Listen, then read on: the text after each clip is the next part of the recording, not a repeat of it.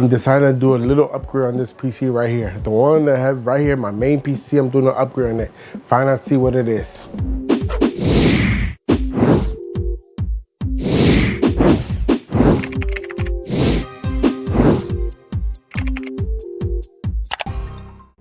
Hey guys, it's your boy Junior here, bringing another great video to the channel. This is your first time here. Make sure you like all my videos, share my videos, comment on all my videos, and make sure you definitely hit the subscribe button, enable bell notifications so you get notified every time we drop great videos like this one, whenever we go live. Because trust me guys, you never ever want to miss out. And if you're a returning subscriber, continue doing all the stuff you're doing guys by liking my videos, sharing my videos, and commenting on my videos, because that does help out the channel out, and that gets it more exposed. And the more exposed it is, the more the channel gets shown around. Everybody knows what we do on this channel, so don't miss out. All right guys, so like I said earlier, you know, this is my main PC right here. This is my heart and soul right here. I'm always doing different things to it. And if you guys remember back in June of this year, before it's still 2022, I got 2 more weeks. I upgraded the motherboard to the NZXT Z590 to this motherboard, not the exact one right here, but a black version of this one. So I upgraded to this one. I'm bringing the box out just so you guys can see what it is, because the main reason I wanted to do it is because it covers up the whole motherboard, gives it more of a sleeker look, you know. And the motherboard's been pretty decent, can't complain. It has one little flaw that I'm think is the motherboard flaw. When I do a restart on my computer, it doesn't recognize my M.2, and that's my main operating system. So the only thing that it recognizes is my SSD, because I do have an M.2 and an SSD attached to here, a total of 16 terabytes of space on the computer. So when I do a restart on the computer, when I'm doing like an update or something, it doesn't want to read the M.2. So what I have to do is force it to shut off. So I have to completely turn it off, like complete shutdown, cold start, and then turn it back on, and then that's when it reads it. So I've been reading on it, doing different things, different tricks people have gone to get it through, and all those tricks have not been working. So the final thing that is left to do is replace the motherboard. So I was like, I really didn't want to replace it, so I was like, you know what, let me get the one that I know I've been wanting to get, because it's pricier. It's 5 times the amount of the NZXT. It really is. This one right now, when I bought this one was running around $250 at the time. This one now runs for like $150. You can find them easy on Amazon for $150, $160, around that price range, depending on the sale they have. Right now, I know I just saw it for $169.99. So these are easy to find. They're still good motherboards. They run good and have no issues with it besides that restart thing. So every time I want to do an update, I have to actually, when it gets to the restart part and it's a restart, I gotta force it to shut off and then turn it back on, and then it'll continue.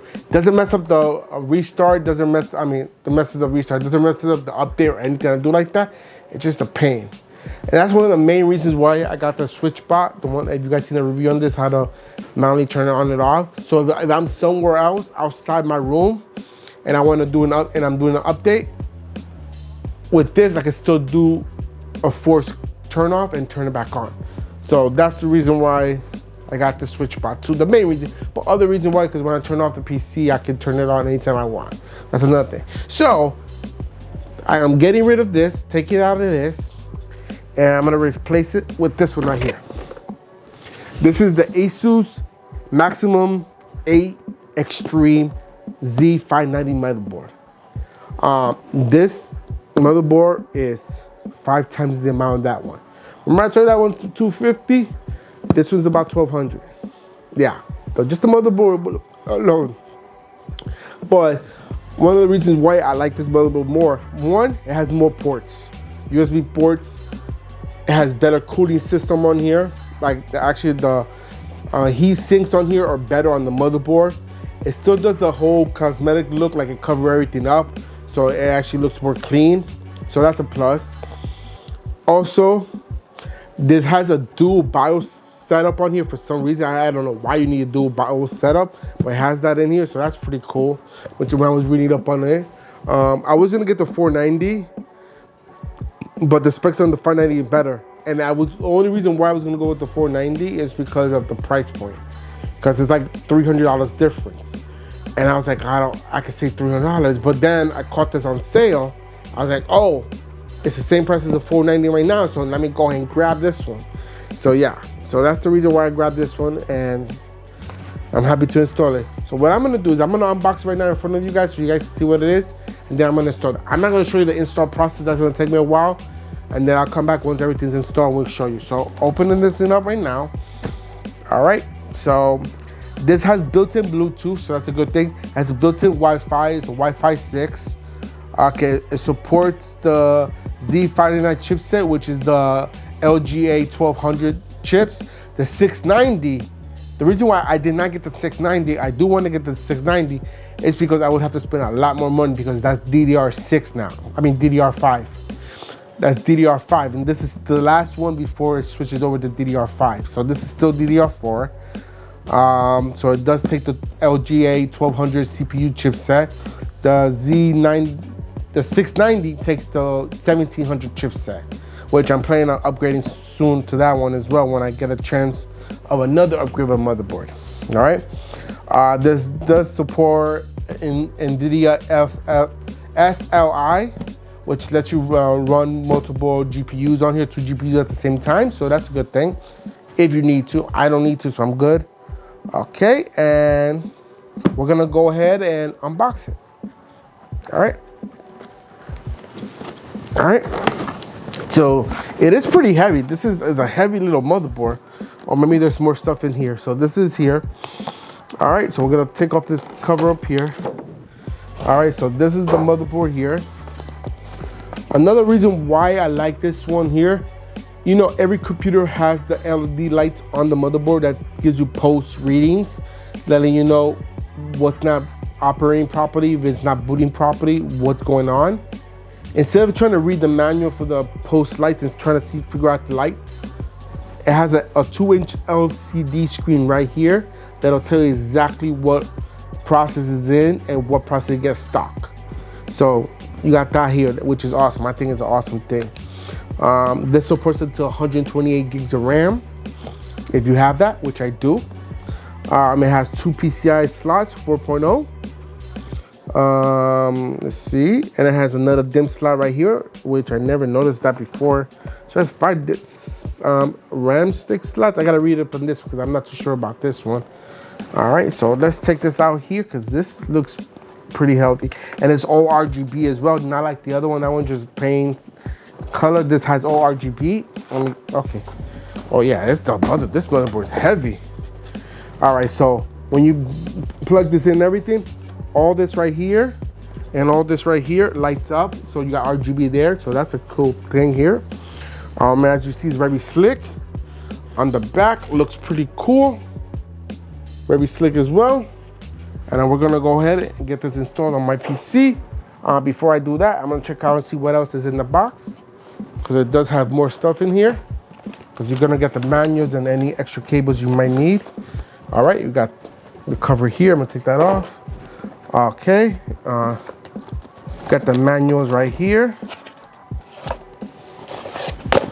The little manual right here. And then you have all the cables you might need, which I probably won't need.